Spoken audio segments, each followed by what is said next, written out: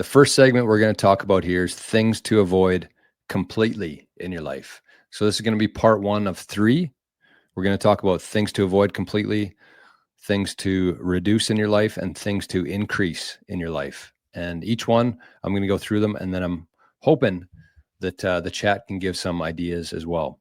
So here we go. I got a spreadsheet. Everybody loves the spreadsheet. I just think it's a little bit easier to follow that way. So I'm sure you could guess what the first one's going to be here. Got it at the bottom here, so it's a little bit of a surprise. Ethereum. Wow, who would have guessed that? And on that note, maybe we'll talk about what triggered Ethereum being number 1. And it's not looking good. If you're an Ethereum holder right now, you're in some danger, I would say. And I'm going to bring up a little graphic here, a tweet talking about just how bad it is for Ethereum holders right now. So the first time Bitcoin hit $88,000 on November 11th, 2024, Ethereum was trading at $3,377. Today, or yesterday, I guess this was, with Bitcoin trading at 88,000 again, Ethereum is trading at $1,562. 54% down compared to Bitcoin. Incredible death spiral. And that's what it is. It is a death spiral. There's no turning the ship around for Ethereum, in my opinion. There's nothing that could change that would make Ethereum more valuable to people. I think the only thing that's kind of keeping it up is the illusion that it is going to somehow turn around. And we watched a clip last week of a guy saying that, well, it's about as bad as it can be. There's nowhere to go but down.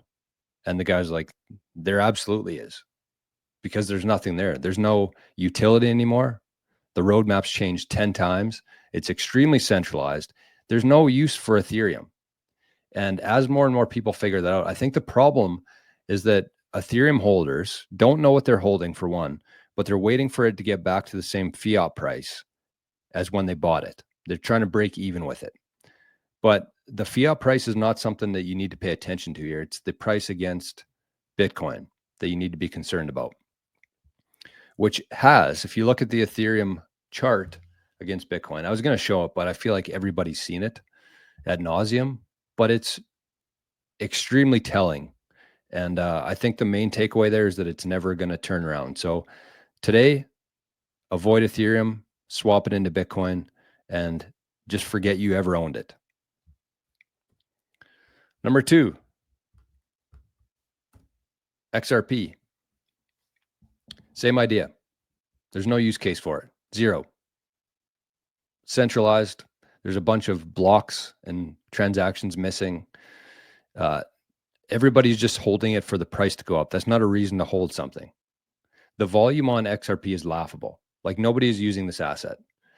There's been several milestones over the last couple of years that people thought would shoot up XRP and somehow make it valuable and more used, and they've happened, and nothing changed.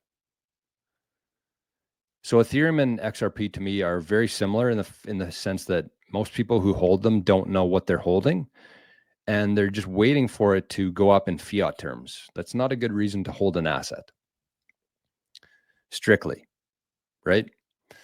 So XRP, I don't need to go too far into that because I have enough videos and stuff talking about that. So number 3 is Coinbase here. And keep in mind, we do have things to avoid completely. That's going to be part 1. Part 2 is going to be things to reduce. So these things are get rid of them today. Like, don't even fuck around with them anymore. Coinbase is number 3 here. If you have any Bitcoin on Coinbase, just take it off. Even if you have to send it to a hot wallet, whatever that is, get it off of Coinbase. And I would say the main reason for that is just there's too much centralization there. I do not trust Coinbase. I think that they have an abundance of paper Bitcoin. And until we can actually verify that they have the Bitcoin that they claim to, I think it's a total disaster of waiting to happen.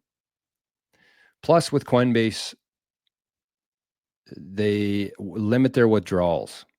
So if you want to take it off of Coinbase, you can only do like 2,000, 3,000, whatever it is per day. That's a joke. That's That's basically them signaling the fact that they don't have all the Bitcoin that they claim to. That's a fractional reserve Bitcoin exchange. So get your Bitcoin off of Coinbase today. Even if you have to move it to a different exchange or put it into an ETF or put it into a hot wallet, just get it off of Coinbase today. Number 4 is Ledger. And I don't know if this one would be as important as the other ones, but I just think that if you're at the point in Bitcoin where you've realized that you need a ledger, I think that you should be using something more secure than a ledger. That's kind of how I see it. And yes, it's a little bit cheaper. Yes, it's a little bit easier to use, but there are risks there. And there's been several risks and issues over the last couple of years that have happened within Ledger that I just do not trust them at all. So again, you've gotten to the point where you understand that you need to better protect your Bitcoin. So protect it with something better than Ledger. That's kind of my theory on it. Number 5, Tangem. Somehow Tangem wallets have just been all over my feed, all over my comments, everything. I have no idea why anybody uses them. I think that they're more for crypto than Bitcoin. And maybe we'll add that to the bottom here if I remember, which is anything that isn't Bitcoin only, which is Tangem and Ledger and Coinbase. So I think the main drawback for me with Tangem is that you only get one receive address, which is a huge problem for a lot of reasons, but for privacy mostly. So with Tangem, every time you send Bitcoin to that wallet, it goes to the same address. And when you think through that, if you had all your Bitcoin on there and you go to spend some in the future, whoever you send that Bitcoin to is going to be able to trace back where it came from and see your entire Bitcoin balance. So any wallet that has a single receive address, including Tangem, run away from as fast as you can. You do not want that. That is horrible Bitcoin practice. So that's one example for Tangem of why I would run away. Number 6, real estate. Real estate historically has been the best store of value for the wealthy people, and that's changing. There's a lot of factors. We talked about a few yesterday, including the tariffs, including the fears of people wanting to travel, especially between Canada and the US, which is a complete joke in itself, but it's happening. The tariffs, the emigration? People leaving, people getting kicked out, deported. So the demand for real estate is going to continue to go down, both residential and commercial. It's not going to turn around anytime soon. So I think we pretty much peaked, especially in Bitcoin terms in real estate. Just way too much of a hassle, way too reliant on other factors. There's better stores of value now than real estate. I have no issues with somebody buying a house and living in it. But for somebody who's storing value and trying to earn income off of real estate, you're going to get burned pretty bad, I think, over this next decade. So before everybody catches on to that, just get rid of it. Sell it for Bitcoin, sleep better at night, and less stress as well. That's what, it ties into all this, obviously, but stress. You have to cut stress out of your life any way that you can. Not reduce it, but cut it out. And I don't know what the cure is myself. I feel like I do a decent job managing my stress. And, if you point towards any issues in life, health related, aging, everything, it all comes back to the stress in your life, the bad stress. And you have to find ways to cut this out. And a big part of this is actually being more present and worrying less about the past, because there's nothing that you can do about it, and worrying less about the future and being anxious about the future, because there's also nothing that you can do about that.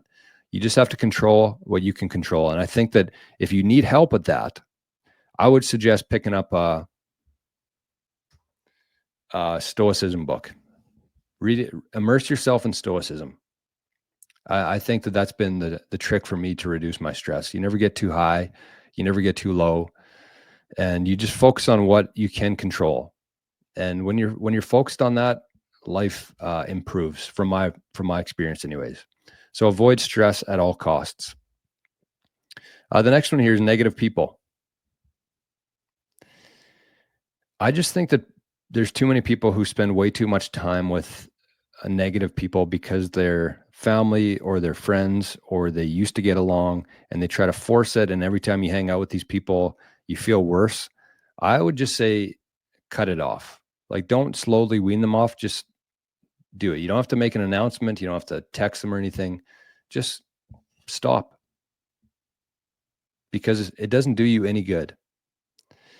And I think the more positivity, the more gratitude, the less stress, the less negativity. Like, these all have huge impacts on your day-to-day life, and especially when that compounds. So if you have to, once in a while, whatever it may be, if you're forced into a situation with negative people, but for the most part, just cut them out. They add zero value to your life. Zero. In fact, they're negative, net negative. And anything that has a net negative, you want to just completely get out of your life. Next one here is blind trust. I think that this is a big one too, because we've kind of moved into a world now where the information, the news, everything is much more decentralized. And with that, not that we were supposed to trust, or I suggest people trust the mainstream media, but with this decentralization, I feel like people, once they start watching somebody and they do it more and more, then it doesn't really matter what the person says. They just automatically assume that to be the truth. And I think that that's very dangerous. And I want you to think about anybody who you follow on like a day-to-day, week-to-week basis. I want you to consider not trusting anything that they say. You can trust them as people, but don't take their word for anything. That includes me. I think I do a pretty good job of saying that as often as I can. But blind trust can get you into a lot of trouble. And it's okay to trust people, but don't trust what they say, because people only have a very limited scope in terms of their knowledge and their expertise. And when you get people with an audience and a crowd, they touch on topics and matters that they don't necessarily understand, but you trust them because they're right about something else. And again, that's okay. I think you should find people in your life that you trust, especially for your, news, information, learning, stuff like that. But just make sure that you're double and triple checking things that people tell you. So avoid blind trust.